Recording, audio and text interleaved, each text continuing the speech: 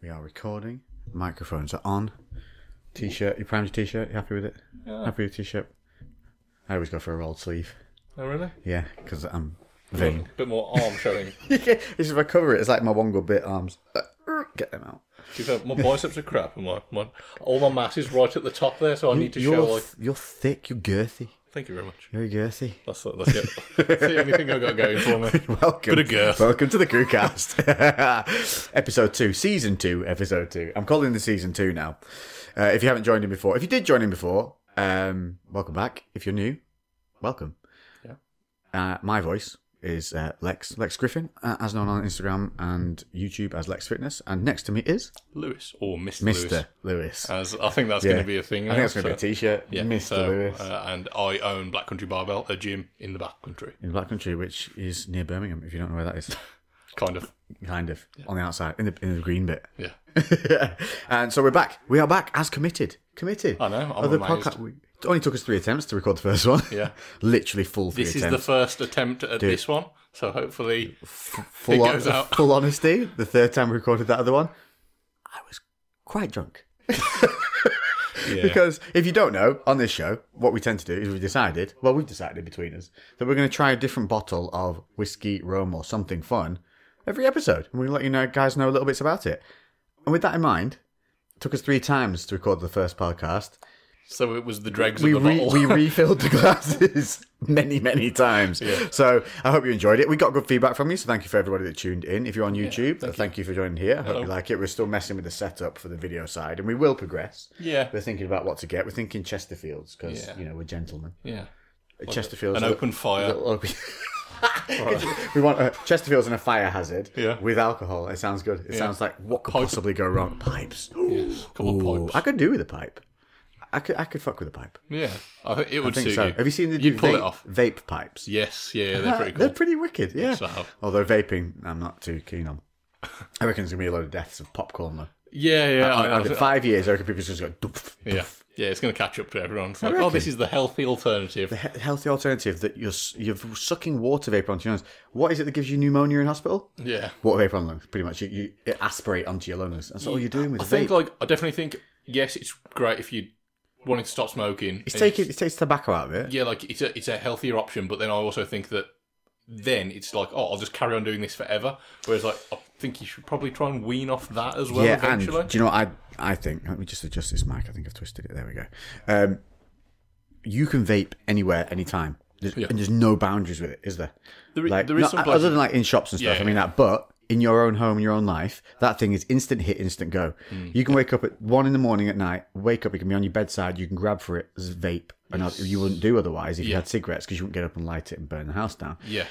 So I think, in essence, people switch to vapes. Yes, you get rid of the tobacco, but I think they smoke more. Yeah. More nicotine, more dependency, more of that habit of having it in the hand. Plus, it's a gadget. The gadget factor as well. Gadget factor. It's like the new shiny vape. You spend a lot of money on them. I've got a vape, but not for vaping nicotine. Yeah. Ooh, I keep making noises like I'm strumming it. This is what happens if you strum the springs next to our mics. Oh yeah, you do it that way. Yeah, that's the better way. That could be like when we have a thought. Lewis, I've had an idea. It sounds like those poor jesters, when you get to the courts. Yeah. Play me a tune. What were we talking about? Vape. Yeah. Anyway, I don't want to get a conversation about vapes. Anyway, if you're vaping, try and stop. Cool beans. Yeah. Otherwise, enjoy it at your own pleasure. It's your own bodies. Do as you please. We did say We're saying this while we're saying this about we're about to talk about. What has apparently we put out on there that we are going to be trying the rum. We're going to be trying whiskeys. I'm trying to get into a little bit more whiskey whilst we've got in this lockdown. Trying to develop my palate, learn a little bit about it, have a bit of fun.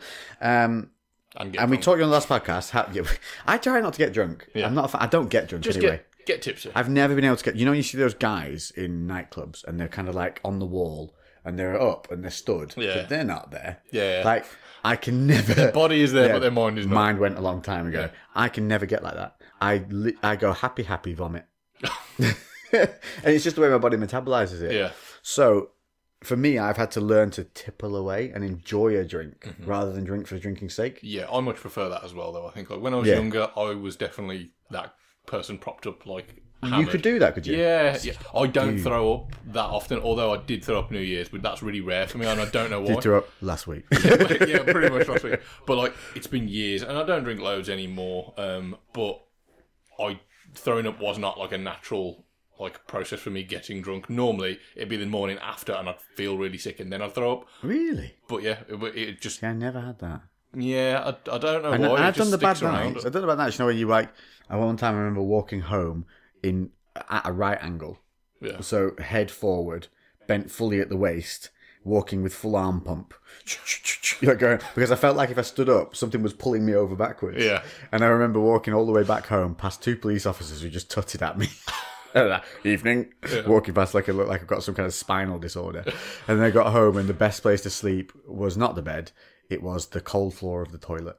It just felt like the best place. Do you have like a homing device when you get drunk as well? Like, I've walked home from places that I don't know how to get to, but I've done it when I'm drunk. But have you known the time it's taken you to get there? No idea. I've taken every street on the way. 7 hours it took you to get home. You were 20 minutes away from home. Yeah, like back then, if like, because phones didn't have like your step count in there, but like if they did, I was like, I did 30,000 steps last night. What happened? I've done the equivalent of Everest. Yeah. And got cheesy chips. Oh, cheesy chips. Ooh, best £2.50 you'll ever spend. $3.50 maybe. Nah, I've not had them for a long time. Yeah. Cheesies. Old cheesies. Don't get many takeaways, to be honest. Do you reckon takeaways have gone up in lockdown? Massively, yeah. Just from me. I haven't had one. Oh, really? Yeah. Mainly because I live in the countryside, though, and can't get them easily. I try and say, like, maybe one every 2 weeks or something like that. It just depends on I like how, I do. I think love my as well. Indians. You can have relatively healthy takeaways. Do you know what's the easiest is Indian to get a takeaway if you want to be healthy? You just get the sizzler dishes. So it's all like cooked chicken in dry herb. Yeah. Super easy, and they're cooked in clay ovens most of the time anyway. Yeah, so it's a sauce where it's like super sugary. Yeah, and rich, get them on the side, so you just dip it, and then all I do is I get no rice and a naan bread. Yeah. So like you don't have that overwhelm of carb load. Yeah. One or the other. I always pick the naan. You pick both, don't you? I pick both. Yeah. you scoop the rice with the naan bread. Do. Yes, to be fair, I'll just have a curry. I'll mix the rice with the curry and then scoop with the bread. That's the way to do it, though. I just order 2 mains of the meats and then having 1 naan bread, so I overload on the meat. Yeah. And I quite enjoy that. I'm a big carb fan, though. And I always really look forward to that plastic bag that they put in the middle that's full of really warm salad. Of all the bits of salad that you never put in a salad. Yeah, all the offcuts. Like the end of a lettuce. Yeah. The end of a lettuce, a yellow pepper, like a stalk. What was a tomato, and some very, very, like, unexcited pieces of white, somehow, very white lettuce. Yeah. All perfect room temperature, just how you like your salads. Yeah. Yeah, it's grim, isn't it? And sometimes a lemon or something. A random half of a lemon chucked in there. Yeah. Uncooked. All of it uncooked, just chucked in raw. Yeah, I don't think anyone's ever opened No, not everyone just throws it straight in the bin. Yeah. Even dogs won't eat Maybe they don't know that. Maybe. I think it's all the offcuts from the ingredients they put in, and they just whack it in a bag and just slowly getting rid of rubbish in really small amounts, so they don't have to pay as much to the council. That is a great idea, food waste you have to pay more to get rid of. So. It's going to be super racist now, but it's got to be the way to do it funnier. So they're just there now going, they will never know. Just put it in a little bag. Make it look like a salad. Put it in the middle. They will just put it in the bin. They will never know. Slowly, we put more and more. That's a perfectly good accent, right? I think that's a poo from Simpsons. So that's a good I don't know how racist that can be when it's a cartoon. It's a good reference. Anyway, I mean, I started off the last one with calling all women bikes by accident. So why not? Why break the trend? Yeah. Why break it? And they all took that very well. Thank you for all the lovely messages from you ladies, just letting me off the hook. I really did appreciate that. It was absolutely unintentional. Lex offends people. Within literally every podcast. That's got to be the thing. Yeah, why not? Yeah, well, this is what podcasts are for. Freedom of voice. Freedom of speech. And also, let's get the rum out of the way. Yeah, I was going to say, we did the whiskey last time, and we are connoisseurs. We'd like to point this out. So we bought the whiskey on the basis that it had a blue snake on the front of the bottle. Yes. And we proved that buying things on the way they look works. It had a cool label, and then it tasted good. Delicious. So far, our technique has 100% success 100% success rate. So, success rate. Success rate, yeah, that's something else. We want on a night out. Yeah. So, okay. Once we released that podcast, I got a lovely little message from a company called AB Gold. And you can look them up on Instagram. They're at AB Gold on Instagram. And they are a rum company They're UK guys. They're UK fellas. But this is a Heritage Gold aged rum blend, and it is made and imported from Jamaica. It looks gorgeous as well. And the bottle's stunning. Bottle is really nice. Lovely, like depth to the glass. It feels really solid. It's got a cork for the lid, which is massive. Like a real wood cork. Yeah. Like the hardwood cork. I have left this absolutely unopened. And I'd like to say I've had this for 5 days. Well done, mate. Yes, thank you. Well done.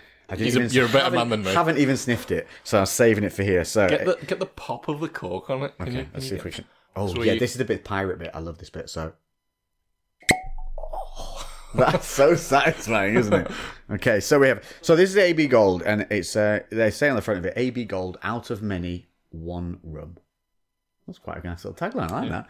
Heritage Gold blend, aged rum, and this one's like it's like in an oak barrel. This one. You read it before. Oh, here you go. It's a triple oak barrel aged Jamaican rum.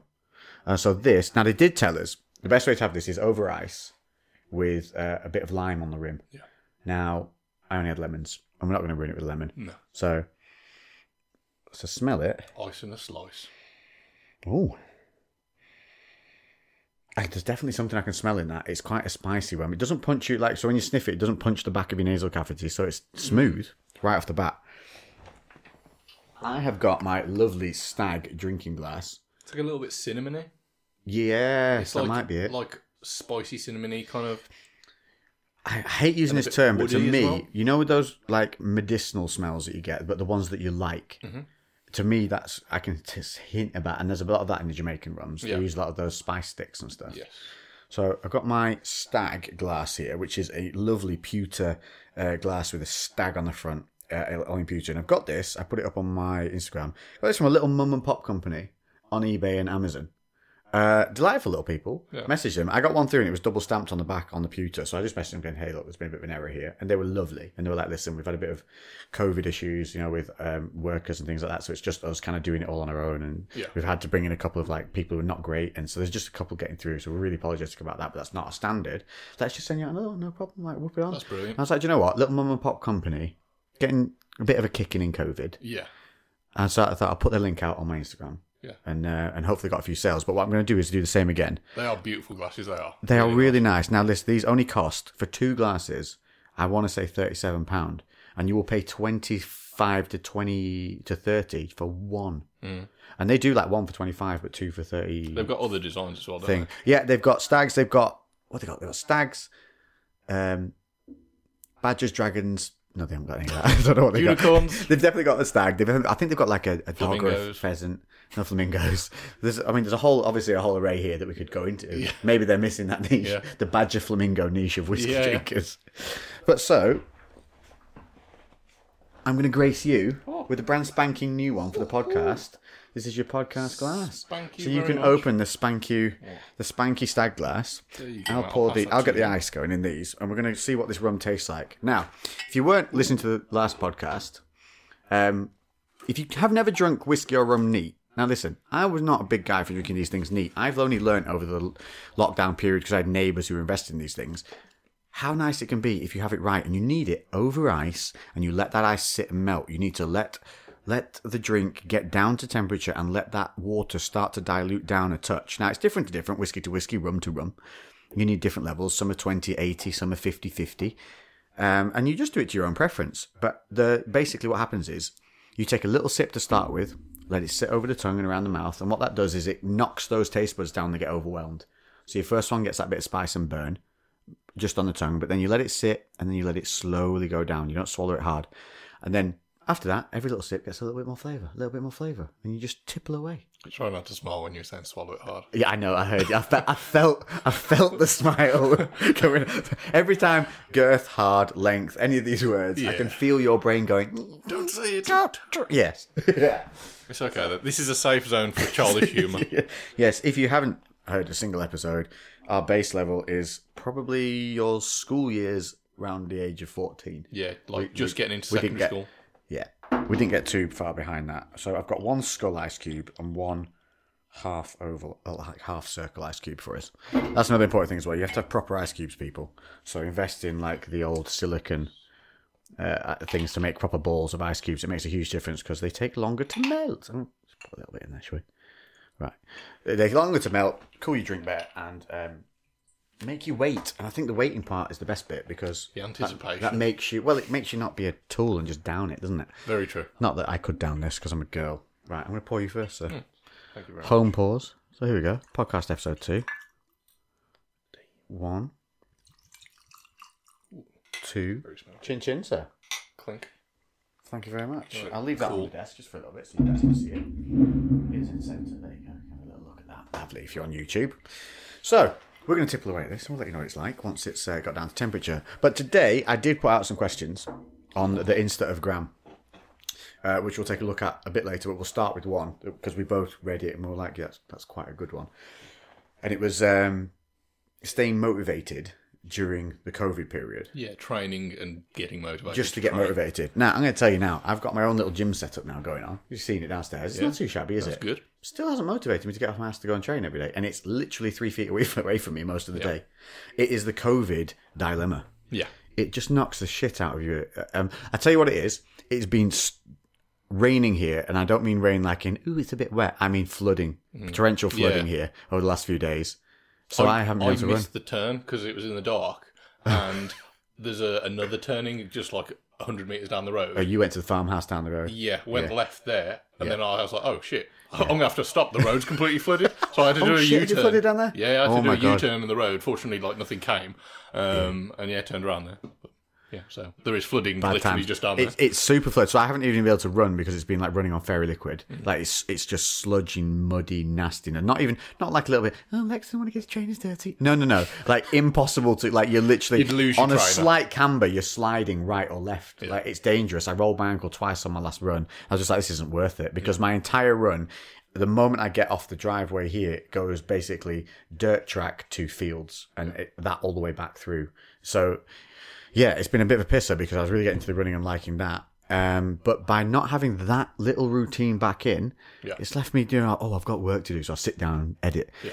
So, what is our solution to this? I've got something that's working for me recently because I've been in that little bit of a slump for a while. Yeah. And today is I think it's the 13th or 14th day in a row where I've done some training.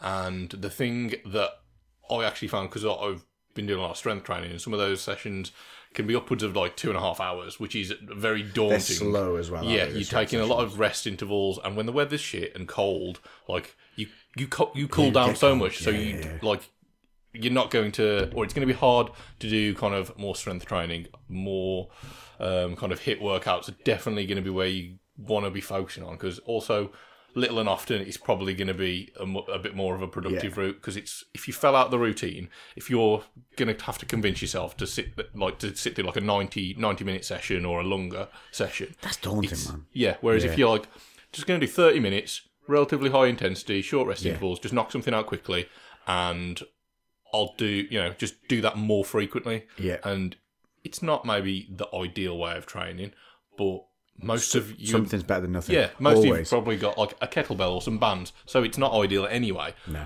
You're better off just doing something other than just letting it gather dust in the corner.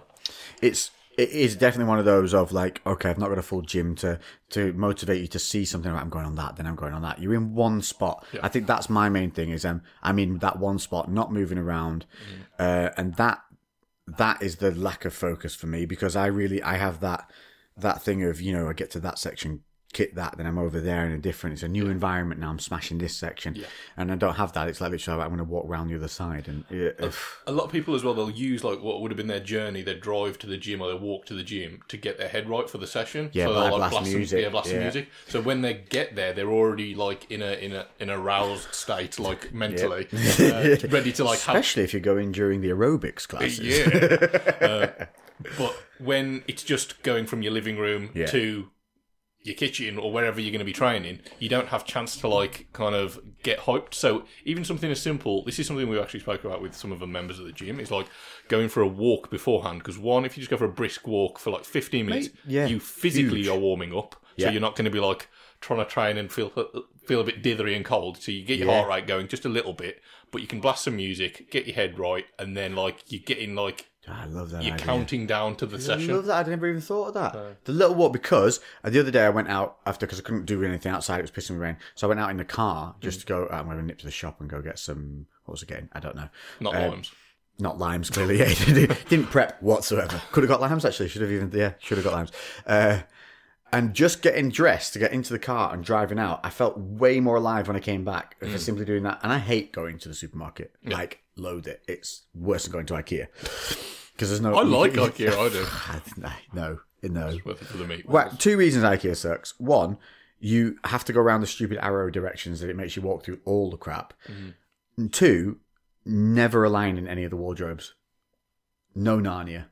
Yeah. Out of all those wardrobes, you would think at least one of them would take you through to the wonderful snowy land of Turkish delight. And that really, I think she's quite hot, the Ice Queen. I quite liked her. I mean, aside from all the death and the murder and the turning into stone and stuff, up to that point, quite hot. Not for me, but... She wasn't for you? No, I don't. Maybe I'm not remembering her correctly, but... I'll have a look after. She was a little bit, she was a bit cheeky. We'll put it on. A little bit of a risk getting turned to stone. Yeah. Why not? But, yeah. Are we going to say we're trying to run? Yeah. Talking of ice. Ice Queens. Yeah, there we go. We going to have another clink? Like, why not? Let's be gentlemen. So it smells... Dude, I can smell, like, citrus. Can you smell... There's a bit of something. It's just the spice. A little sippy sip. What's my hand doing? Well, I have to watch this. My left arm has started doing some really, overly relaxed motions that make me look... Limp-wristed. I'm going to say a little bit camp. Yeah. And I'm not bothered with that. It's just, when did it start doing it? It looks like a little... If you can't see because you're not watching on YouTube, it's like, if you were to make a swan shape with your arm. But not flexed. If you were to do like a T-Rex on its back. A flaccid swan. T-Rex on its back look. And it does this, and I noticed it, like... When did that happen? Maybe I've started to shorten the tendons so much in my arms. It's now just slowly pulling up. You know, like that Foxcatcher. Yeah. The guy in that, the wrestlers, and they just walk. I'm getting Kurt Angled, is what's happening, I think. You've had a sip. Hang on, let me go. It's nice and smoky. It's not as spicy as I was expecting from the smell. That's very smoky. They're very oaky. Very oaky. I can see how this would have been good with lime. Yes, I can as well. Because there is almost a citrusy kind of... You smell the spice of the citrus. It's almost citrusy, so you can see why it would balance with it. Yeah. Oh, yeah, that is nice. But that's very sippable. And that's because we've let the ice melt, people. That's the trick. We've by no means put a small pouring in there. We've put a proper home pouring. So that's pretty dense for the ice comparison. Lovely. Anyway. Yeah, I like that. So I love that. Yeah, going for a walk before, that would really wake me up. Just the fresh air, getting in, makes you feel a bit more alive. Hear the birds and all that. That gets me really awake. Yeah, it doesn't have to be a long walk. Literally 15 minutes, 10 minutes, that's enough. And it's just done slightly briskly. You'll automatically end up going at a bit of a pace if you've got some bit of music on. Maybe use that as a meditative time. Put a bit of Alan Watts on. So you're kind of walking, listening to, or you could do Alan Watts, which is where you're listening to like just his intelligent view on life, or you could do those motivational speeches. Where it really ramps you up, like. Who am I? I am, all that kind of jazz. Or just blast some metal. They really get me going, or get that metal music. Yeah, whatever gets you cracking. Try different things. Yeah. Come in through your door, before you go out for the walk, have something ready. Yeah, get it prepped. Get it done. Kind of can rock straight into it. Come in, drink, declothe from all your outside waterproofy stuff. Oh, just get naked. Yeah. Just train that scene in Bruce Almighty. Just whip them off, and that's one of the things. This is the one time you can train in your underwear. Yeah, and nobody's gonna tell you no. Yeah, I mean you can do it once in the gym, but only once. Yeah, per gym. Once is enough. Then you're done. You're one per gym. And then that is a good way. I'm going to try that. That's what I'm going to start trying. But mine was going for the run. And that would really perk me up. I'd come in after the run, I'd have like another coffee or something like that, do a little bit of chill, let myself, acclimatise back in the house, and then boom, straight into workout. I tell you what I have also been doing, which I did mention before, just cheeky. My drinks cabinet is in the gym room. And I started just thinking, well, on a scientific level, what would happen if you had a little bit of a sip of rum in between some sets? Not all the sets, just a little cheek one that spins around. Tell you what it does. Gives you awesome vascularity. Yes. Which makes you feel good in the mirror, which then makes you train better. There's a lot of people have you heard of whiskey and deadlifts? 100% I heard people doing shots before. Yeah. Yeah, so in one powerlifting before going in. There's a powerlifter, Chris Duffin, who I've followed for quite a while. He's a very, very strong guy. And he was like explaining his theory behind like the whiskey and deadlift thing, where basically when they were going for their last attempt on deadlift. So if you don't know powerlifting, you squat, bench, deadlift, and you do 3 attempts on each. So deadlift, you have 3 attempts. So your third deadlift is the last lift of the day, unless in some federations, if you break a record, they actually allow you to have a 4th attempt. But anyway, the 3rd attempt, so basically you're not doing anything after that. That's the last one. So the whiskey and deadlift thing is have like a shot of whiskey or whatever, something to just get ramped up. Yeah, just gives you, or he describes it as like you get your beer muscles, like when you're kind of a little bit rowdy, and not so inhibited by like potential stress or fear of like snapping your shit up. Basically. That's what it does, relax you. Yeah. And there's 100% like for a shorter period after taking it, alcohol does boost testosterone, which is why at like midnight on nights out, everyone starts to think they're King Kong and has a bit of a scrap. And by 2:00 in the evening, they all love each other again. Yeah. Because the testosterone's peaked and dropped. This is a great lead in. Well, let's talk about this. What about drinking and training? Because a lot of people do message me about this. Like, especially if you're dieting, can you have a drink? Can you train? Is it healthy? Yeah. I would say, now, I drink very responsibly. I show more, I guess, online that makes it look like possibly I love the rum and whiskey too much. But I literally will only have, 1 or 2 little home pours once or twice a week, and it's usually with a purpose. There's I'm not doing it to escape from anything. I'm not doing it to dull thoughts of anything else. It's to enjoy the taste, the moment, maybe a movie I'm watching. I've got somebody over, like you're over, just one. But again, it's that nature of learning about the drinks and the whiskeys. You sit with one and enjoy it. You're not going to shot that. You're not going to bang it back and do that 8 times. And then, it's not about that at all. No. So it can definitely be part of a healthy lifestyle. 100%. It can seem harsh having these like neat whiskeys and neat that around the house. It can look almost, alcoholic in levels. That's what people assume with it, don't they? Yeah. But in essence, it's better than having a bunch of beers in your fridge and Alka-Pops. 100%. Oh, there's way less shit in there. So, and that is because, one of the reasons is, if you're going to drink spirits, you are basically, it's a very low calorie form. It's pure. It's a lot more pure alcohol. It's a lot less crap in it. The reason people get overweight or have weight issues when they drink a lot is because they're drinking stuff with sugar in it. So it's the sugar making it the problem, not so much. Yeah, it's like very high. Like beer is not necessarily massively high calorie, but still relative per unit of alcohol compared to something like a rum or a whiskey. Yeah. It's a massive difference. Yeah, tremendous. Like you would not, if you only drank spirits, you would not gain weight because of alcohol. Well, it'd be other things. Let's look at the 90s alcoholic rockers, shredded to the bone, all of them. And so that's the key. Yeah, that is the key. If you do look at some studies, if you do look at true alcoholics who drink heavily, like spirits, and obviously their diet is poor, they probably don't eat much, they're drinking more than anything else, but their actual lean body mass index is crazy. Yeah. Like they have a very high muscle to fat ratio. Yeah. So that's an extreme version of showing how it's not negative towards having a lean physique.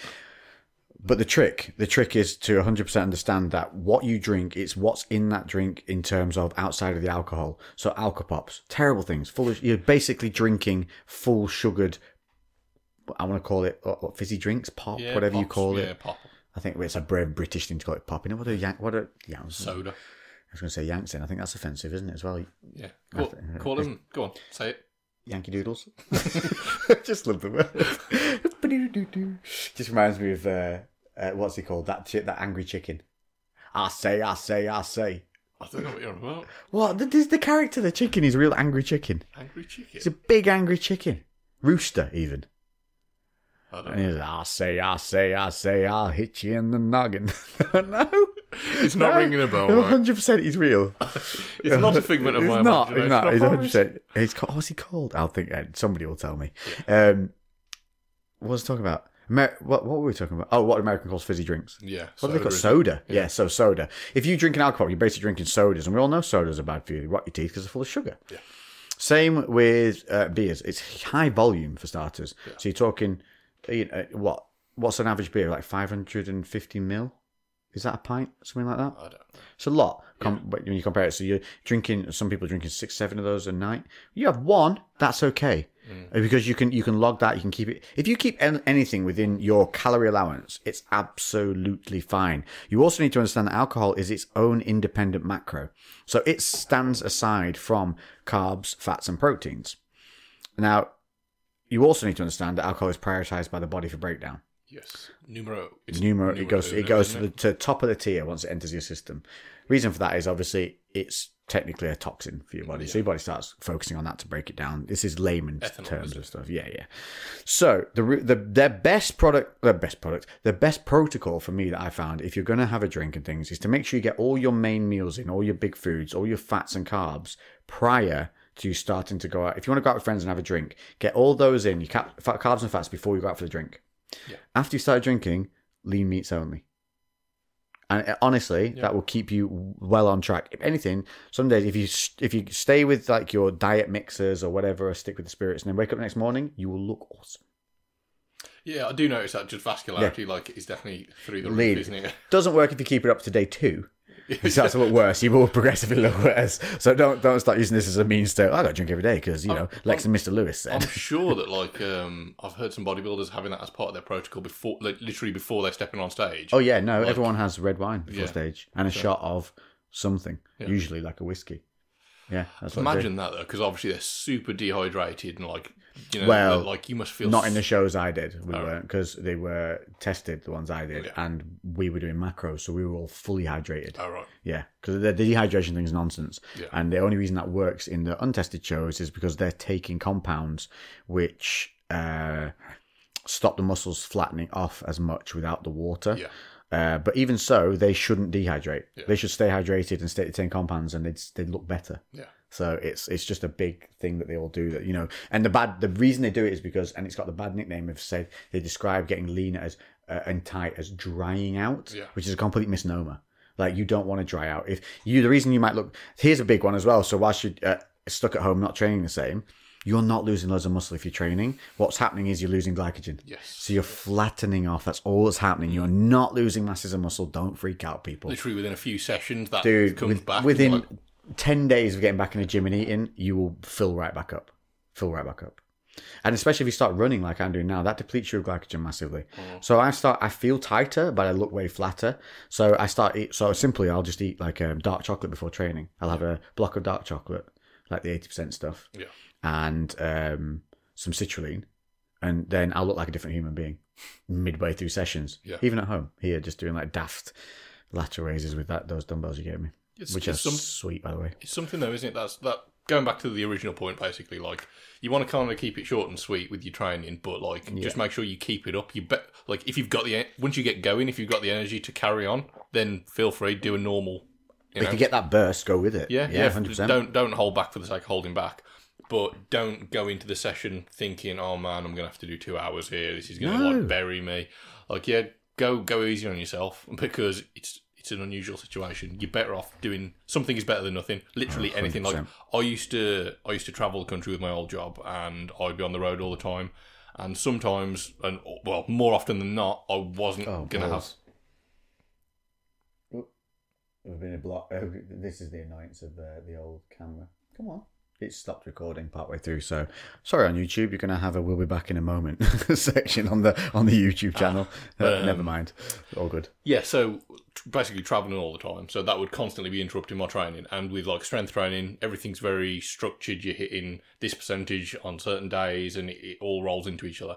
And like when you're missing sessions, it can massively impact how the training goes.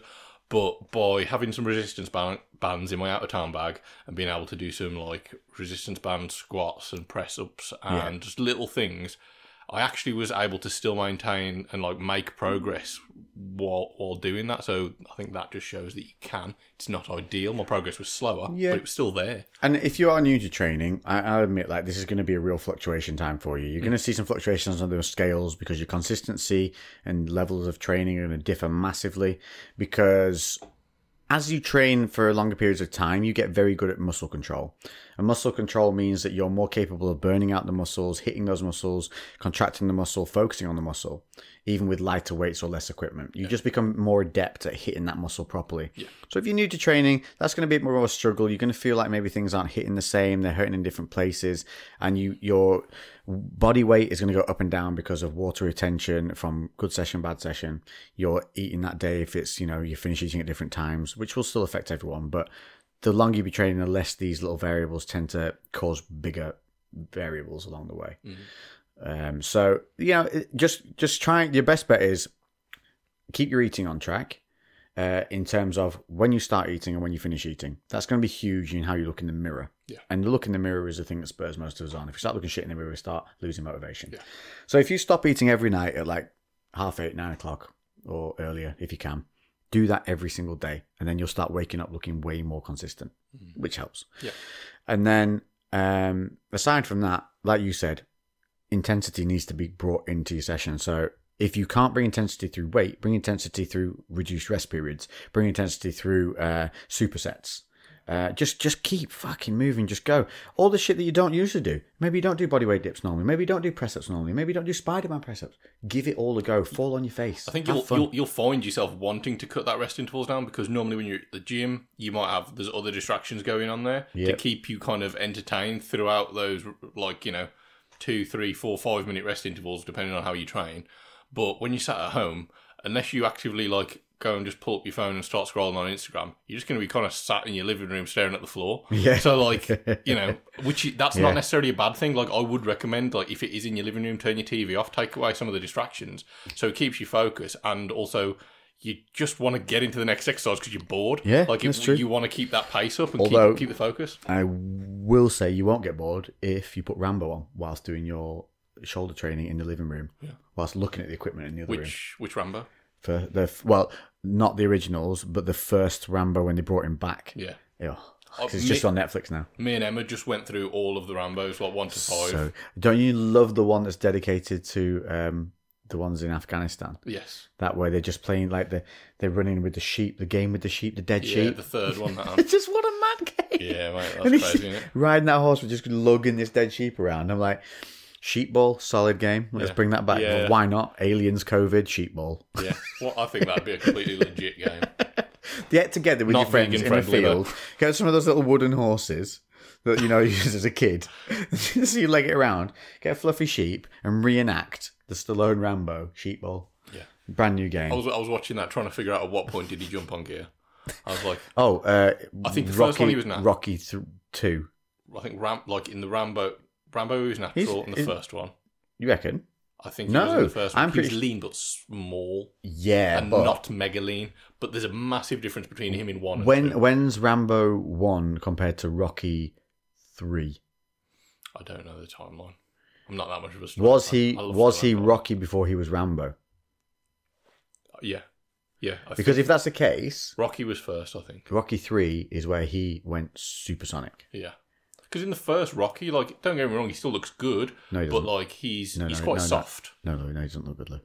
No, he doesn't. Okay, from a non-Instagrammer point of view, he just looks super normal. Yeah, he looks normal. You can tell he trains. He looks a little bit like Rocky Marciano, I guess. Yeah, realistically though, there are plenty of athletes that fight with very similar body types. In boxing, 100%. Yeah, that's a realistic body type. 100%. But not compared to He's not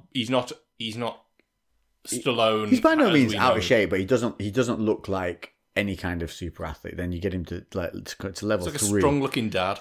Yeah, he just looks like a bit of a brawler, doesn't he? A bit there's no real solid definition on anything, but he's not got a belly or anything either. But then you compare that to the human being that steps in Rocky 3, where he's clearly a welterweight versus a heavyweight, but nobody seems to care about that. Yeah. That he's got muscles there that I didn't know existed in his core. Yeah. Never had a chest though. Never had a chest. Just his makeup. He doesn't have it. Same with Tom Cruise. Yeah. So, But Genetic tendency. I think he looks good in the later ones. Have you noticed how big he is now though? Like he's like a proper unit. A tank. But you see when they did the new Rocky, when they did that, and they were like, you can't run because your knees are knackered, you can't do this and that, and he goes, so what we're going to do is we're going to hit him like a freight train. Yeah. So we're going to make you hurting bombs. That's it. We're going to have to build some hurting bombs. And I think that's genuinely like what he did in real life though. Did you see him train? Yeah. He started just getting like, okay, this is where I'm at. This is what I can do. Yeah, he lost it on because like in some of the other ones, he's like running, climbing, doing so much stuff. He's like an athletic guy. Yeah. But like, you know, he's not any. Obviously, he's old. He legit jumped off one of the back of those lorries though in the first Rambo that they redid. Yeah. You know when he jumps off the back and rolls. Yeah. It's him. And he's 60 something when he did that. 60 something. I know he's like in his mid-70s now. Wonders of growth hormone. Yes. His jaw is twice the size. Yeah. Who cares? But, he looks amazing. Fair play to the boy. Yeah, definitely. Didn't he have like 2 shoulder surgeries as well? Like in the last 3 or 4 years. I'm not sure about it recently. There's a picture of him and Arnie in hospital together. Yeah, that's what I was thinking. They both had. Yeah, they both buggered. Yeah, fair play to them though. I could only dream to be anywhere near that kind of level of a physique at that age. It's just insane. And they both lived like into 70s. Are they now? Are they both actually in the 70s? Yeah, they're both in their mid-70s. Mad. That's mad when you think he's just done that Last Blood and what he did in that, running around, blasting people. I know. That was quite good, actually. Great film. Pleasantly proud. So short, though. Hour and 15, hour and 10. I didn't notice, to be fair. He goes from, like, pissed to hell-bent real quick. Yeah. Right, there's that little build where it's to do with the young girl. And then he's just like, yeah, you all die. You all going to die. Yeah. And I'm going to eat your heart. He goes full Rambo. Yeah. It was really satisfying. Yeah, it really was very good. Yeah, it did get crazy quite quickly. It didn't feel like a Rambo film, like in the same way as the others. I know what you mean. Did like the kind of on the run hunt style. Just it was a little bit of a different format. It's still he was in. We've gone very Rambo on this one. Yeah, we've gone deep into the Rambo. I do love it though. He motivates me. Putting Rambo on motivated me to work out. Yeah. You know why though? Because I grew up watching Bruce Lee, Stallone, Arnie, Snipes. Yeah. And that is in my head. I was like, that's a man. Yeah. That's literally what I used to think. Yeah, I was like, that's how I'm supposed to look. Cool beans. Right, how do I do that? And ever since, I'd say 12, owning those, those sand dumbbells you used to buy from like Argos. Yeah. Gold sand. I used to watch like the Mortal Kombat film and then I was just like trying to do like a modified bench. It was like effectively floor press before I knew what floor press was. With like these sand weights that I had at home. I'm gonna give you some of my embarrassing stories now from when I was younger with the weights. So if you remember the sand weights, they had plastic clips, didn't they, to screw them on, which never stayed on. 2.5 kilos each side looked like 25 kilos a side. So they looked awesome. Yeah. As a kid, when I first got these dumbbells, guess where I first did my bicep curls?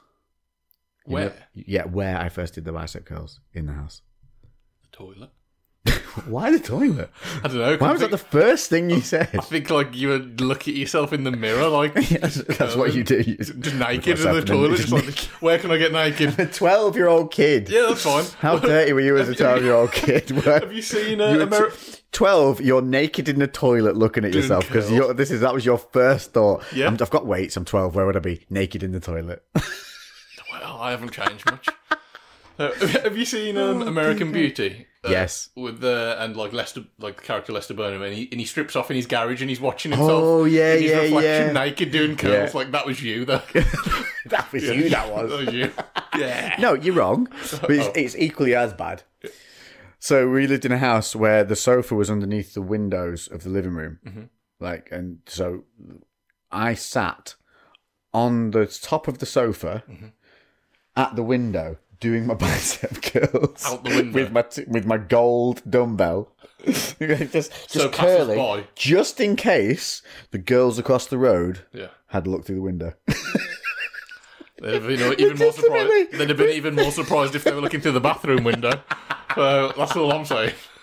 And 100% when I first did my first bicep curls, when I got the weights, I was like, right, who needs to see this? Yeah.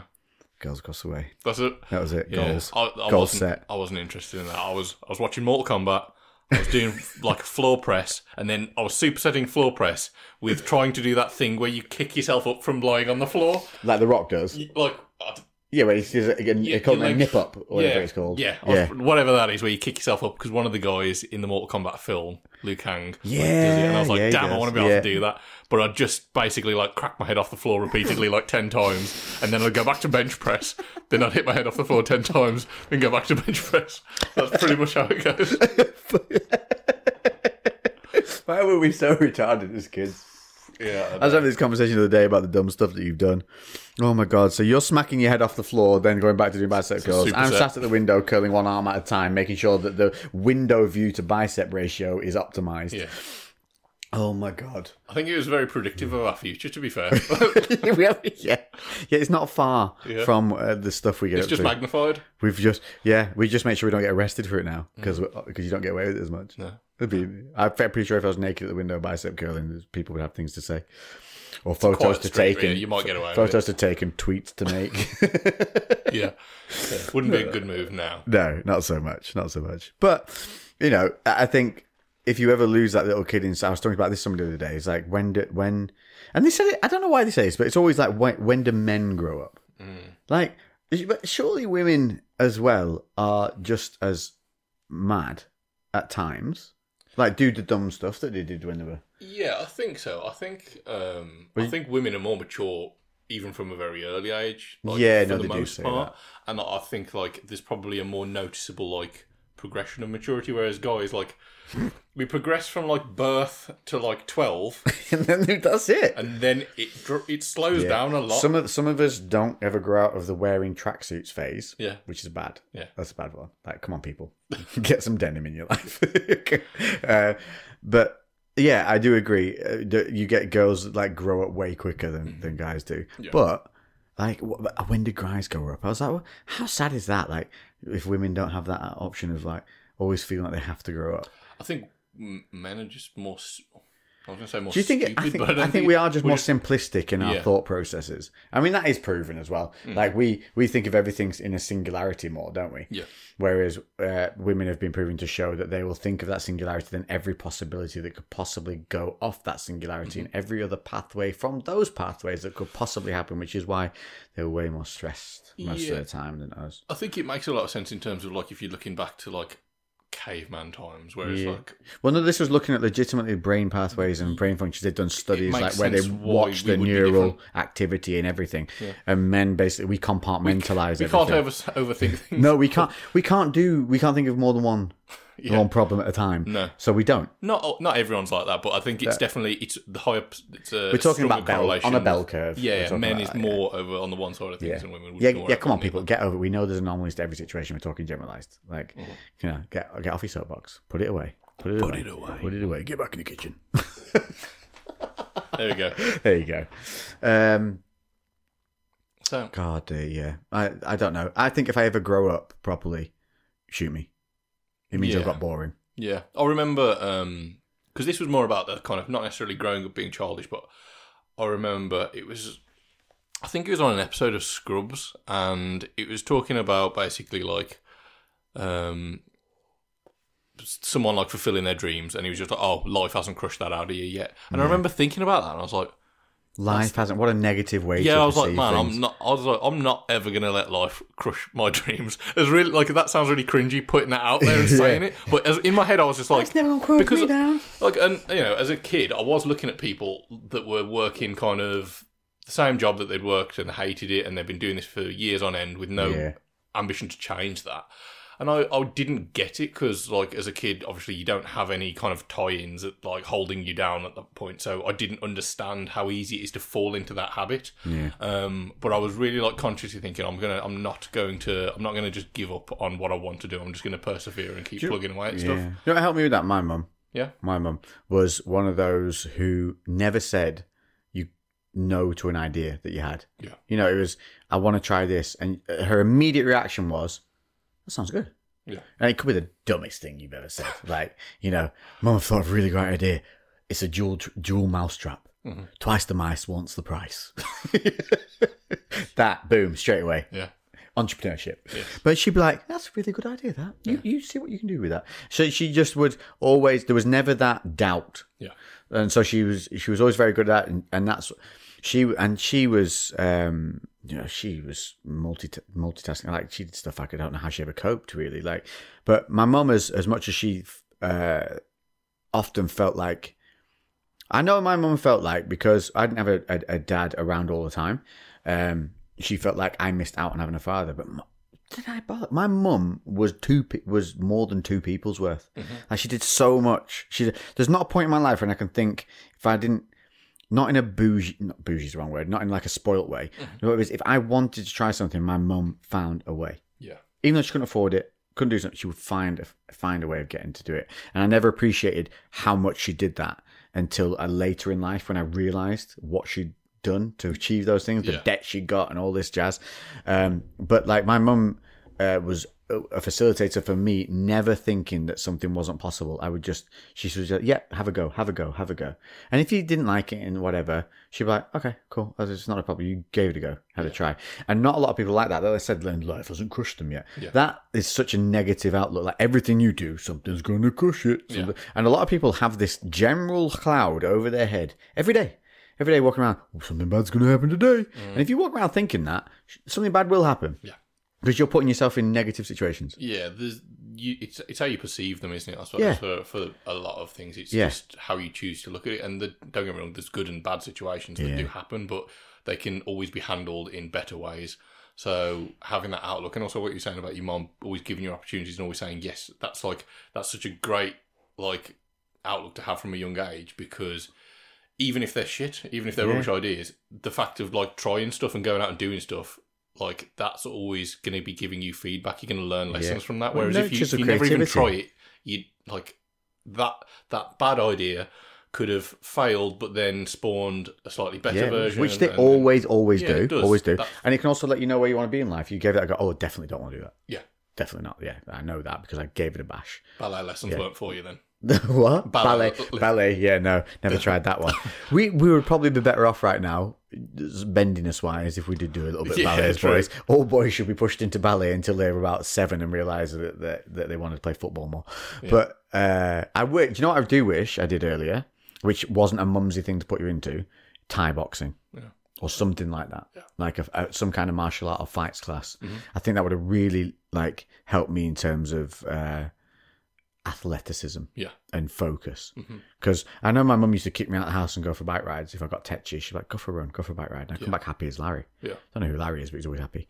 But she was, she used to know how I was, so she used to facilitate, knowing that I needed that channeling to go and do that. Now, what do kids do? Sit on COD? Yeah. And get ramped up and angry and shout at someone when they come into the room. And games can be frustrating. Dude, I can't play it. I can't play it online. I get too mad, so I don't do it because I know it's a massive negative if I go in it. Yeah. I got so angry once. I was playing with my mate, my friend. So he's 3 feet away from me, and we were playing not FIFA but the other one that's more realistic. I don't know football games. Oh no, I didn't play much because I was more Madden and stuff like that. Yeah. But what's it called? Something like it's ISS. It's like letters. ISS football or something like that. It's basically, it was more realistic in terms of your players were fatigued more. It looked a bit more realistic. It wasn't as FIFA-ish in terms of you couldn't do an overhead scissor kick from the edge of the box and possibly score a goal. Mm-hmm. So, or we would play, and he would just run at an angle across the field, just a normal angle across the field, and none of my players would go and tackle him. And he would just keep it, and the worst part is he would chuckle whilst he was doing it. Yeah, he was like just a little, because I'd be screaming, fucking tackle him! And then I would get the ball, and his players would come and tackle me straight away because he knew how to not interfere with the AI. Yeah. Whereas I didn't. I was switch player. I got so angry once I threw the controller at him. And since that day, we've not played it again. Because this way, stop running at angles, and threw it at him, and that was it. And I refused to play the game again, and then now he refuses to ever play it with me again. I don't blame him, to be fair. Yeah, Mark, you're 100% right. Never to play that game with me again. So now he deliberately plays UFC games with me and refuses to do anything but button bash, just to spite me. And he doesn't care that he'll lose 10 in a row as long as he wins 1 against me button bashing. Doesn't need to know anything, just button bash. No. Yeah, he refuses because he knows how much it'll annoy me if he beats me with a button bash. Yeah. And sometimes he beats me with the biggest KOs with button bashing. Yeah. It happens I was playing, I can't remember which one of the UFC games it was now. This is probably a good 4 years ago, maybe 5 years ago. And one of my mates was doing exactly that, just button bashing. but he was like, it wasn't like 1 in 10. It was more than 50-50 in his favour, and I was like, what is going on here? And it's like, how do they get enjoyment out of the button bash though? Like, I think no satisfaction from a button bash. No. But I think I give too many fucks about the legitimacy of my wins. Yeah. You know, I think it needs to look like a realistic fight. Like Yeah. there's something in you. like, But just the need to know I did that. That was my move, not an accident. yeah, that was my doing. Yeah. And you want, like, especially if you follow, like, UFC, you want it to feel like an organic fight, whereas button bashing you can see because it's, like, really jarry. And Yeah, there's no flow to it. That's why I can't play COD online, because if we're playing it, I am the guy with the gun. I'm moving as if I'm in a war, and then some dude does a triple somersault off a building nearby and throws a grenade at me and kills me, and I'm like, well, that's not real. Yeah. So I can't get on with it, especially when they're 12 and the headset, they're going, ha ha, bitch. I'm like, yeah, wait, I'll find where you live. I got your IP address. I'll find you. Yeah. Billy Boy 92, I'm coming for you. The Lexatron will be at your front door in T-minus 40 minutes. Your mum will answer, and then not much will happen. It does not bring out a good side of me playing that. So I stopped. I love the storylines, love playing that, but I need that legitimacy. I don't know why. So that's why I don't get on with the crazy gaming thing. Much. But anyway, like it's frustrating, isn't it? Yeah. Like, whereas getting out and actually doing something physical. Like I boxed when I was a kid for a good few years, and like I did other bits. I played. Did you do it when you were young? Yeah. And I wished I kept that up a little bit more. Yeah, look, no flinch. Threw a jab at you. Nothing. Lethal, Stone cold killer. It's just like, it was a really good outlet. I wish I stuck with it a little bit more, and I wish I kind of appreciated what I was doing. Did you get annoyed that you didn't? Like, wondering maybe how good would it be now if I'd just kept going. Yeah, potentially. I was quite good considering, like, the duration that I was doing it for. But, I think I could have been relatively good. I don't think I'd have been a world champion. But, I always feel like that. But that's okay. Like, what do they say? Something of something, master of none. Jack of all trades, master of none. Yeah. That's me. Yeah, and I do think that, like what you said, like having that carryover to just general performance and athleticism, and going into other things, like as I grew up, it just became less and less practical for me to make it to a certain class at a certain time. Did you feel the pressure coming up as well of like having to go down a certain path in life because of like education and stuff? So for me, it was very much you go to primary school, you get through there, you get to a good secondary school, one that usually requires an interview to make sure that you're not going to stab people when you're there. Yeah.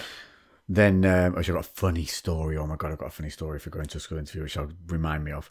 But then you go from school, the secondary school, into college, which I think, so if you're Americans, it's different. You call it high school, and that takes you all the way through, and you call university college.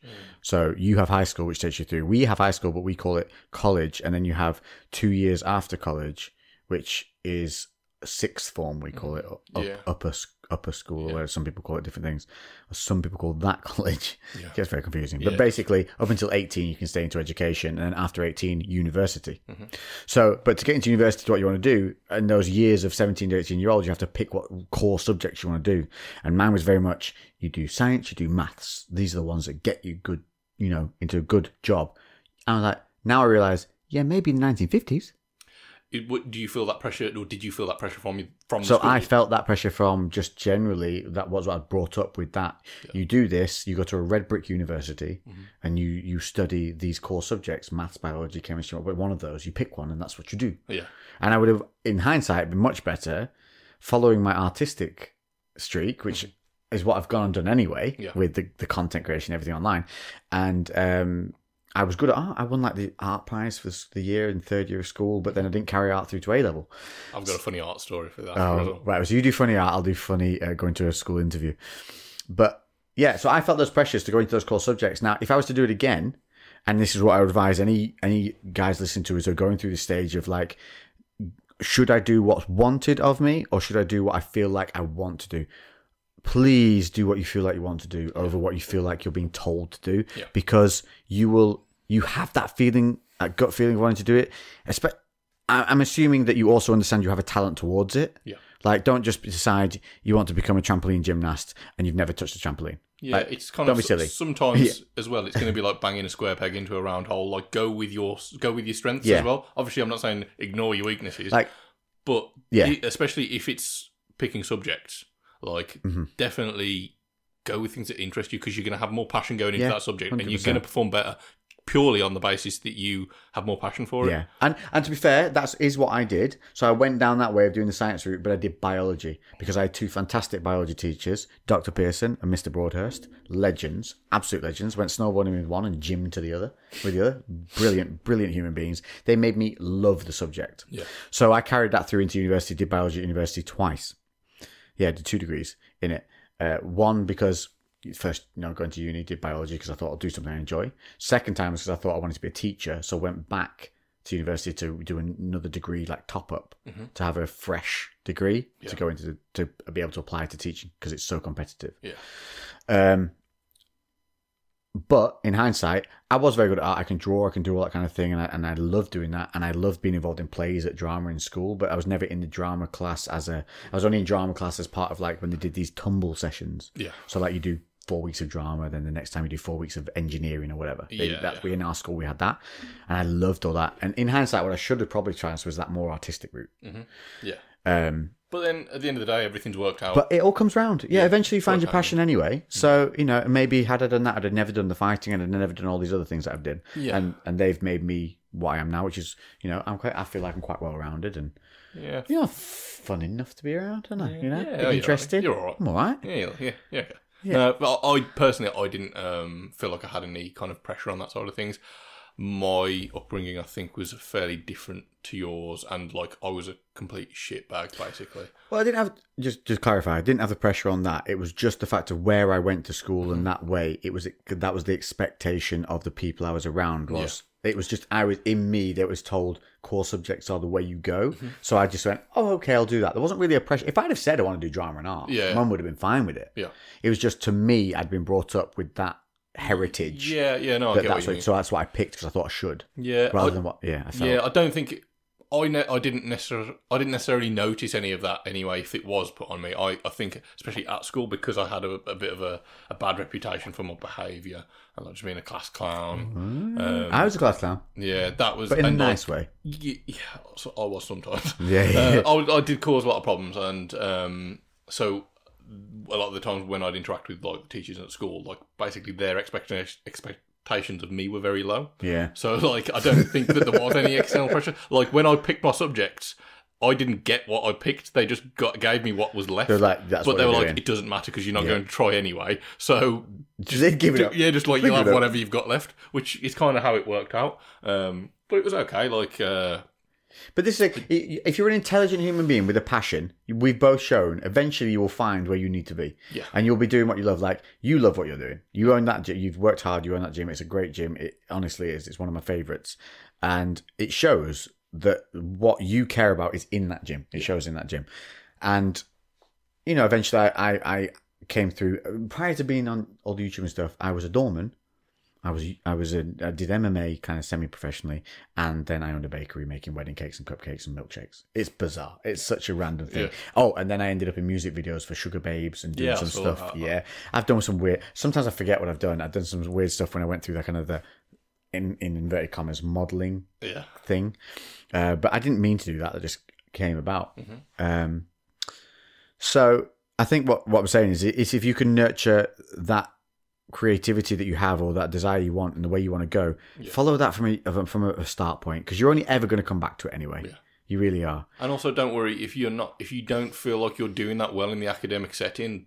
When you get out into the real world, the world is bigger than just. It's bigger than academia. Like, I did so poorly in that world, and I left school thinking I was stupid. Like at the time, I knew that I was stupid. I was a stupid person because that was how everyone was judged. If you don't do well on, your GCSEs or whatever they are now. Hold that thought. I'm going to stop and start the video because I'm going to hack this. I will hack this camera so that we don't have to do this, but it will void my warranty, but worth it. Totally. So yeah. So you felt like, well, it's because we're graded, isn't it? So you feel... again, set up, and this is very similar to how people are now on Instagram. Like they're grading themselves against Instagram highlights. My life is not good because it doesn't accentuate this. Your life you felt wasn't good because it didn't have an A grade next to it. Yeah, like I didn't think that I was intelligent enough to have a high paid job, but in a sense, that actually helped me in other ways because I knew that my strength was outworking other people and being more persistent. So although I wouldn't do well in class, I was at school, I worked on my weekends, was like part-time with my dad's business. I had a paper round, I sold sweets at school. So I was actually earning decent money by doing all these other things that people couldn't be asked to do. You're probably earning money sooner than most people do. Like, I was probably still getting in debt at uni whilst you were earning money and learning the value of it. Yeah, well, I started, I don't know whether you could legally work at that age, but technically I was 10 when I started working with my dad on the weekends. And were you making Nike trainers? I wasn't making Nike trainers. Adidas? No. And then I think I got my paper on when I was 13, but as soon as I was in secondary school, I started selling sweets when the Jamie Oliver thing came, and they took... Can we just say now, paper rounds are basically child labour? Oh, they are terrible. £7 a week? Yeah, it was terrible. To get up at 5 a.m? Yeah, I had... It was like 300 papers. There was like 3 streets, massive hill, and then like the basic was £5. And a week? Yeah, and it would take me like... I can't remember what it was. It'd take me like 2 hours to do it. That was with no leaflets. If you had leaflets... Per day, not 2 hours a week. Per day. Yeah, it was ridiculous. For £1 a day. Yeah. And yeah, it was and they complain about child labour. Get yourselves on newspaper round and complain about it. Yeah, it was pathetic. Dude, for about 6 months though, I just started dumping the papers and no one reported it, so I got paid for about 6 months. And there was I'm not recommending this at all, but like, you know, there's electrical boxes that are like fenced off. Like, do you know what I mean? Like, I don't know what they are. And I was just like wheeling all down the road and firing all the papers, like 300 papers over. And so I did that for like, it was a good 5 to 6 months of still getting paid. Just imagine you as a little kid just launching these heavy... How much time did it take you to get 300 papers over the fence? They came in pre-bundled stacks. They were like bound together. I don't know how many was in a stack. You're essentially doing that strongman keg toss. Yeah. Yeah. That's what built my athleticism. Keg tossing. Just newspapers. Yeah. So there was I never saw what was on the other side of the wall, but I assume someone who came to service the electrics there would have just like, I can't open the gate. Yeah. Oh, Jesus. So like, I was doing that, and I was selling sweets as soon as I was in secondary school. So when everyone else was like going and having, I don't know, whatever you do, play and stuff at lunchtime, I did that, but I had a backpack with no books in. The teachers gave up on like me like taking books because I'd always forget them, so they kept my books for me. So I just filled my backpack with sweets and then would sell them throughout the day. That's pretty clever, though. Yeah, but that was my mentality in terms of like, I can't perform as well in the classroom, but I can work harder, and I want to work harder than other people, so I'll make it up in other ways. So you put your work ethic into something you know you're good at, and then you've seen success from that. So basically what we can summarise so far is, if you lower motivation at home, basically put some intensity to workouts for supersets, lower rest sets, get out for a little walk outside before you're going to get your activities going, and that will 100% wake you up. Yeah, get your head right. Don't, under my suggestion, have a little tipple of rum in between maybe your 4th and 5th sets mid-workout. You know, don't do that. It definitely won't help you. I might do a little bit. Yep. And then if you're in the academic circles at the moment, you're going through all that kind of thing, follow your passions. Honestly, I know it sounds cheesy, it sounds cheesebally, but you're only going to do it later in life anyway. And I know a lot of you are under pressure to possibly follow certain things. Sit down with the people who are maybe making you feel that way. Explain your situation. Have a real heart talk. Don't raise your voices. Talk to it. Make your pros and cons lists and go through it, because I believe everyone will be successful if they follow their passion anyway. At some point, they're going to find it. Something's going to happen for you. Just persistence, isn't it? You just have to be persistent. If you're on a paper round getting paid less than £7 a week, throw it over into electrical boxes. You will get away with 6 months of free pay. Yes. And that brings us to funny story time. Yeah, you go first. I'm going to go first. Funny story time is I had an interview for a grammar school to go to. Because if you went to grammar, so you could go to what we would call state schools, which was where it was kind of you just apply, and as long as there's spaces you get in. And then there were grammar schools. Some were paid for, some were scholarship. Now, regardless of whether they were paid for or not, you had to go for an interview to see if you were... One, you had to have the grades to get F starters from your GCSEs. But 2, you then had to go see if you were, an appropriate human being. So I'd been playing tennis, darling. playing tennis all afternoon, darling. You know, as you do. Yeah. As you do on summer's eve. No, legit. We used to go to the tennis courts, and it was in Burnley. I was living near there at the time, so I was at my friend's house pretty much 80% of my life. I'd lived at my mate's house, John's house. You have that best friend's house. My best mate Chris. I was the surrogate son. Yeah. That was what it was. And so we've been playing tennis. So I was already a sweaty tennis mess by the time my mum picked me up. Bad start. So mum hadn't picked me up yet.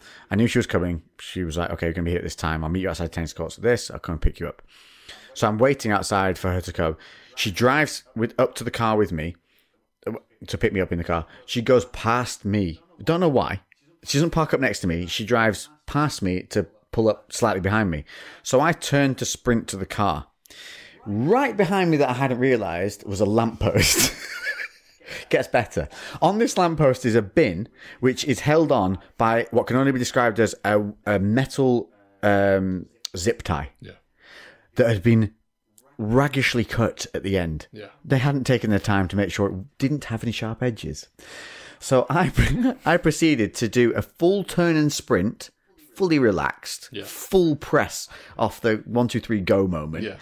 Full face into this lamppost, into exactly where one of these cuts of this metal zip tie was, split my eye, which I still have a scar from up here, split my left eye, and knocked myself silly.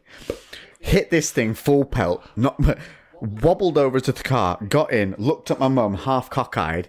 She was like, "What have you done to your face?" Blood was just lovely oozing down the side of my face. I went to this interview holding a kitchen towel to my head, which was slowly filling up with a sponge full of blood by the end of the interview, trying to say to this man that I'm a perfect student for school because I've done the Duke of Edinburgh Award.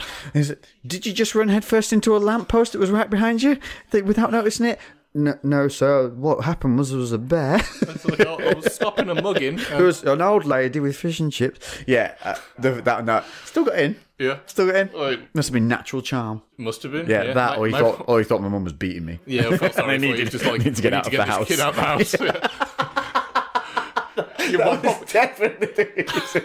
must have had a really was your mum there as well? She was pissed at me. Yeah, of course. She sat in the interview looking genuinely mad at me. You're there. She's taking time off work to pick me up, to take me to this interview. And then you basically fucked it up by battering yourself.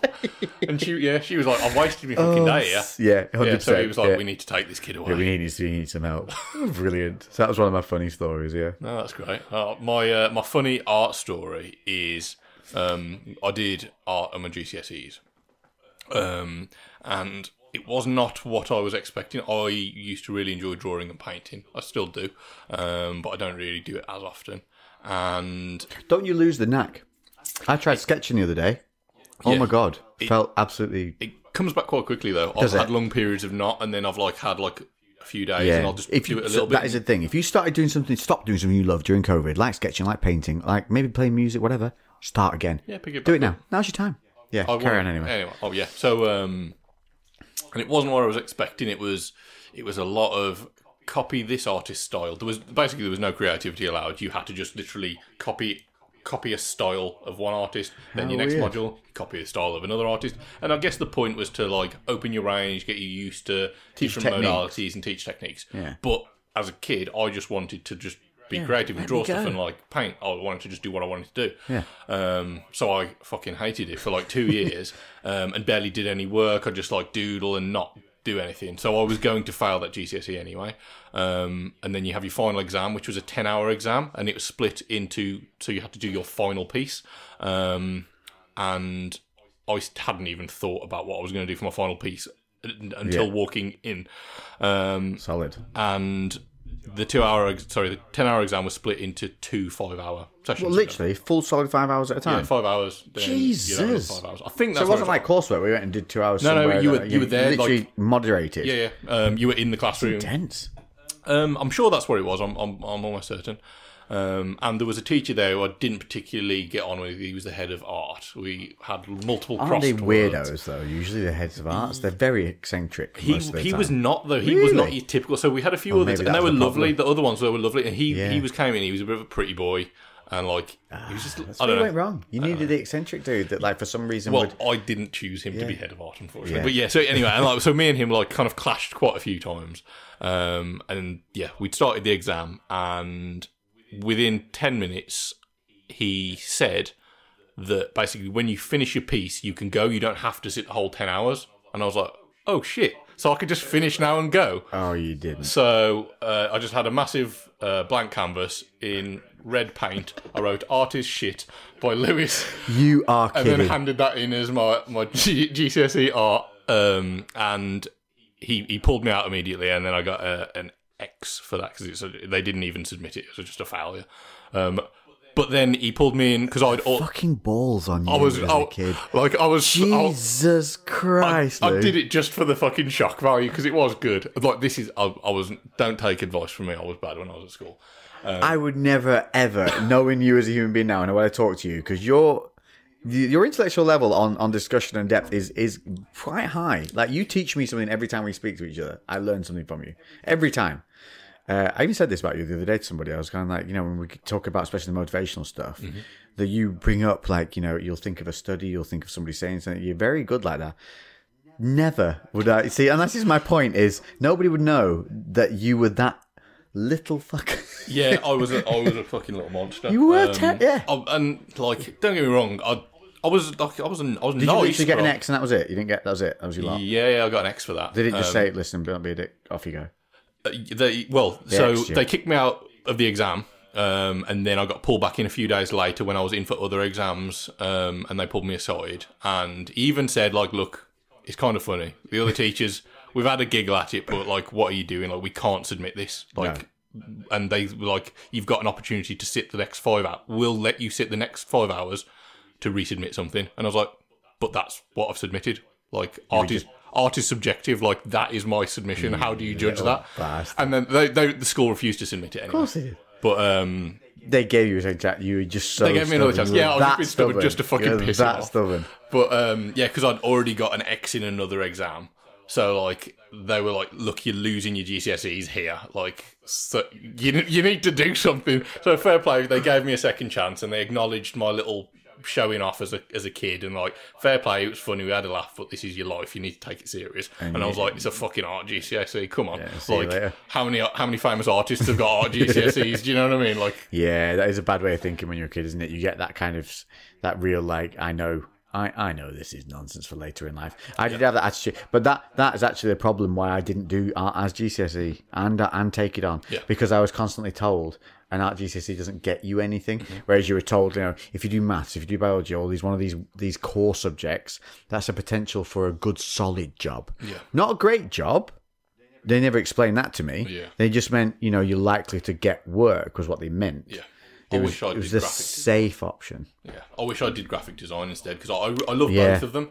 Yeah, and I went for art thinking it was going to allow me to be more creative, opposed to like a bit more structured with graphic design. But in hindsight, and then actually seeing other people that did it, that looked way more. But even marking art, surely got to be subjective. So how the hell do you get an A in art? It's meant to be subjective. How would you do it? I don't know, because you see some modern art now, like all you need is to puncture some holes in a tin can and spin it around. I went to the freaking Tate somewhere. Guess what? I'll give you two. There's two exhibitions, two things that you look at there, pieces, whatever. Exhibition's the full thing, isn't it? Yeah. One was a blue piece of paper in a frame, but it was a shade of blue, sir, that you have never experienced before. I'd be like, really? Let me show you the palette on Paint. Yeah. I bet we could find that blue on a Microsoft Word Paint. Yeah. You absolute bunch of pretentious shitballers. Yeah, that's not art. Like, no, I got another one. Let me just stop you there. Yeah, sorry. Thousands of pieces of toast, all nibbled, so that it looked like a giant bed with a decreased print of a man in it. Now, I appreciate the level of determination to nibble bread into the shape of a man in the bed, but that's not art. No. That is utter boredom and a love of Warburtons. Yeah, I would agree. I think not art. I think, well, I don't know. I think I could borderline class that as a form of art. Like, I know you're saying it's definitely very untraditional. I think if anything can be knocked out within 12 hours, it's not art. I think if anything goes mouldy within a few months, it's not art. Yeah. Yeah. Although that could have been a whole other piece. Yeah, the mould growth. Yeah. This show's about how, society is decaying over time, slowly being enveloped by not art, anyway. Right, what I want to do to finish, because we're going to wrap, because we've been going a fair while. God, we talk. We've only answered one question. Yeah, no, that's what I'm going back to now. So I'm going to bring up, when we're going to do quick fire Instagram questions that you guys have answered. So we're going to answer them really quickly. Not really quickly as in rush them, just give you decisive answers. Okay? So we have, we've had over 6,000 people look at it. All right, whoops. That came quick. That's a lot. Now it won't load the responses. That's genius. Thanks, Instagram. Okay. How glitchy is the Instagram at the moment? It horrendous. Seems bad at the moment. How much money are they making for it to not work on simple things like this? So I'm probably going to have to shut and restart the app. It's going to be best bet. Turn it off, turn it back on. Well, one of them was our predictions for the McGregor-Poirier fight. Yes, predictions for... And we're only going to... I'm going to say McGregor all day long. I think Poirier just gets outclassed in terms of the distance, keeping distance. I think... Connor's a master of that. I believe that he's probably gone back, got that sharpness back, got that time in that distance and range. And takedown defense for Connor's going to just be enough to stop Poirier being able to close that distance and do it. I think he's just going to tee off. Yeah. Do you think he finishes him? That's a bigger question. Does Connor get a finish? How many rounds is it? Is it 3 rounds? It's only 3 rounds. It's not a championship contender fight, is it? So it's going to be 3. So I think he goes the distance. Yeah, I would say that it potentially could go the distance, or if there is a finish, it'd probably be fairly late. I think McGregor's got it as well, personally, but for all the reasons that you've stated, and also I think that Poirier is going to have to battle that fact that he's already had a loss, and McGregor's just. Although to be fair, doesn't seem to be too many mind games. He seems to be relatively respectful so far from what I've seen. So it's not anything. I think Conor gave up a lot of the mind games, didn't he? In his last few turnouts for the UFC. I think I've never been in that position. We didn't even do the interviews on that the 2 prior. He just did no media. Yeah. So no. I think I've never been in that position, but I would imagine it'd be very hard to psychologically tell yourself that now I can beat this guy. Because although Poirier has definitely developed and he's so much better of a fighter now than during the first fight, so is McGregor. Yes. And people say he got smashed by what was his last fight? It wasn't against. Who was his last fight against? Why am I blanking on that? Cerrone was before that one, wasn't it? Was it? When was Khabib? Khabib was before. Khabib was 2 ago, wasn't it? Cerrone was after Khabib, I think. Where he got the shoulder, shattered his cheekbones, and it broke his nose within moments of the fight. That finished. I love Cerrone, man. I thought that was such. I'm glad he got paid, but he deserved so much more of an outing in that fight. But let's not go down that rabbit hole. We're going to do I just love. Yeah, we're tangenting. So Khabib, when he got smashed against Khabib, what people don't know about Conor on that one is he trained very, very, very little striking, and I mean to the point where basically nothing. Because obviously I know some of the guys who are in his camp from doing the fight series. So after the fight was done, I get told, what was done and what they made. And they know they made a mistake. Was what they focused was on wrestling. Yeah. And what they didn't do was focus on Conor's strengths. What they did was focus on Khabib's strengths and try to counteract them, which is the wrong thing to do. Yeah. And I think this time, I don't think Khabib stood up with him. Khabib wasn't necessarily if Conor's striking was on point, he would have done so much better. Well, I think if Conor's striking was on point at that point. think Alvarez level on point when he hit that 5-shot combo. Yeah, but I think that would have pushed Khabib to shoot for takedowns a lot more. Yeah, we'd have just seen I think we'd have seen the same result if Conor didn't catch him. Yeah. But there was more chance of Conor catching him had he done that striking. Yeah. I think this time we don't see any of those mistakes from Conor again. No. I think he focuses on what he's fucking great at and just improves on what he wants to outside of that. Yeah. And that's distance, timing, and range, and the ability to generate power in that range and distance that he maintains, which is phenomenal. That's where his strength lies. Yeah. So Conor, and the fact that he can switch stances at will and still fight really well. So cool, we're on with Conor, but we're going to get quicker with these now. Right? Have you watched Vikings? There's loads of sweet hairstyles. Yes, I have. Of course, I have. Watched all the series. Not a fan of the last series so far. I'm only So Don't want to ruin it for people. So like I'm probably like 4 or 5 series in. I haven't watched it for since. Is Ragnar still rocking Ragnar around? still. Yeah. So for me, it was all Ragnar. The whole of Vikings was pure Ragnar, and the moment things. The one, like basically halfway. I don't want to say. Yeah, don't say. But halfway through that season, that's where I stopped. There's a point where I watched it for a certain reason, and that reason was dwindled away, and I went well off. I came back and I have watched it all the way through, and they're doing the same thing again in the last season. They're doing this exact same thing, and I'm like, I understand why for the impact, but also I'm out again because you just built me up to this want to like this certain thing. Yeah, and take it away again. Yeah, like within the second 2 episodes. So yeah. I have watched it. Hairstyles are sweet. Yes, cool. Party mullet is in full flow, and I'm loving it. We're currently helping Lou not cut there. Yeah, I'm attempting to grow my hair out, which is if anyone's wondering what the fuck's going on with it. I think it looks good. Do you think it's alright? Yeah, man. You've got the sweep going. I like it. I think I've had short hair for such a long time now. It's very Sicilian.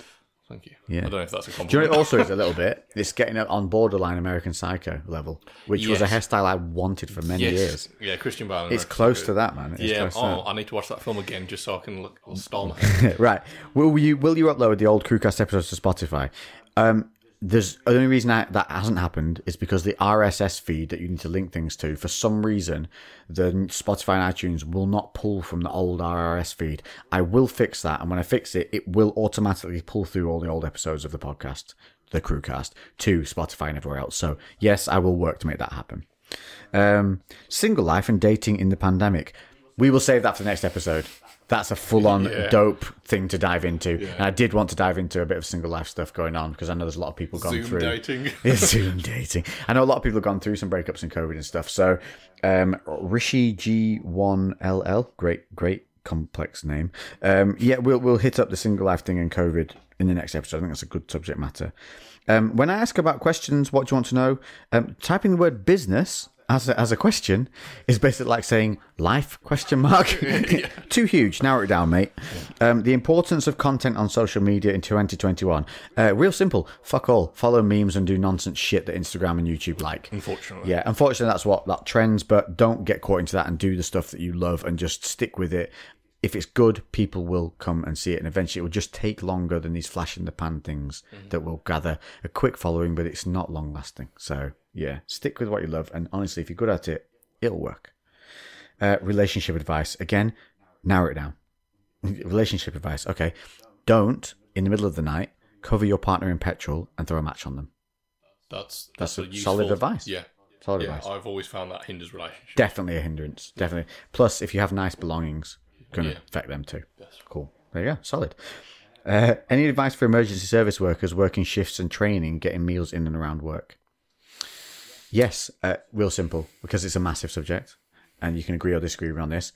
If you're working, you've been up all day, and then you've got a night shift, add more calories in to cover the night shift. Yeah. Work out what your hourly calorie rate is. Work out if you're more sedentary on the work shift or not, and then add in some more calories. Keep a consistency on weighing yourself every 7 days, taking an average. Is it working? Is it not? Yeah. Anything else? Yeah, no, and just like kind of the meal prep side of things as well, making sure that you're gonna have to be more proactive and prep your meals beforehand because you're not gonna have the time or the energy to kind of to cook. So if you've got somewhere where you can store some food, then that's always an option. Yeah, the prep thing is essential. Yeah. I know it's boring as shit, but every time you cook a meal, make 3 value meals worth of it, and you'll be good to go. And just Tupperware that fridge up, Tupperware it up. There's a couple here that are a bit big to go forward with, but craziest experiences when in the gyms or general, any goals that you have, best ever. We're going to save that. Too huge, like it's a huge question, great question. I'll screenshot these and save them. So we'll go for the sillier ones for now to finish off. What would your pirate ship be called that carried ye old rum? That is a really great question, and I feel like I need time. Yeah, I do. So if you were to think of one really quickly, I think I'd have to go with the Griffin. Because it's my last name, and I could get a really dope front sculpture of the Griffin, wings out, claws forward. Yeah, that is pretty cool. Yeah, I think that's quite cool. I think that's a pretty solid answer for that one for me. I'm going to need more time, I think, on that one. Yeah, you come back. That can be your next question to start off the next podcast. I'll play Sea of Thieves loads, but I never named my actual boat. So There you go. Yeah, That's it. So know. we're going to start the next podcast with your pirate ship name for carrying your old rum. We've got one here. Kelly X. If you're wanting a woman in your life, and then just the Dano emoji with a laughing emoji. Kelly, if you make really good manwiches and cups of tea, you're in with a shot. Like, I'm a simple bloke. Mr. Lewis is taken, I'm afraid. Yeah, he's taken. Unfortunately for everybody. But only on the female side. Yes. Still open for a male relationship. Yes, I'm allowed to. Emma doesn't mind if I have a male relationship. That's completely fine. I think that pretty much is all the ones we can do. Yeah, these all the other ones are too big. So what I'm going to do, guys, I'm going to screen capture these, and we will attempt the rest of them in the next podcast, as well as put up a new one. Thanks for sending in so many questions there. That was amazing. Thank you very much. There was a hell of a lot more. There was so many. That was just the ones that I could read quickly-ish. There's a ton. Some people have doubled up because their questions spanned over 2. So we'll cover those in the next one. But I think we covered some good stuff there, actually, in the end. Yeah. I think we got around to something quite half decent. And again, guys, thanks for tuning in. It's been relatively long. What we're on, hour and 20, something like that. I hope we're making your days a little bit more palatable. Yeah. If you're on a long drive, I hope we've made it okay. Wouldn't go as far as saying good, but palatable. If you're in the kitchen prepping meals, keeping you going. It'll keep you going. I hope we've made you laugh. I hope you've enjoyed some of our embarrassing stories. We will keep those up. We've got plenty of them, and I'm happy to share. So if you want to know about embarrassing stories from certain situations in life that maybe you felt like you're the only person that suffered something, trust us, we've got a tale for you. More funny school stories. Something's bothered you about school, something's bothered you about work life, some dumb shit like that where you felt embarrassed. Trust us, we can bring something to the table that will make you feel well. That you just nailed that. Rum in one. It's all right, isn't it? Once you've tackled it on, it's quite easy going.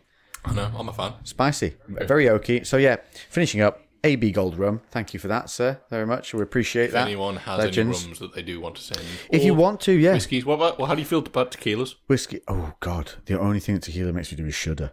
Ooh. You know when you have that idea on a night out and someone shouts tequila and you'll go, yay, and then the next day you go, why? Tequila slammers. Worst. That's got to be... worst. Okay, I'm going to throw this out there now. We are going to do a tequila slammer on at least one of these at some point. I've said it now, so Lex is going to have to commit to it now. I've screwed it. Well, that's it. Cheers. Thanks. Put it out into the universe. Yeah, there we go. It's going to happen now. Thanks very much for that, Luke. Like at the start, that's the first thing you just... just a slam. Tequila slam.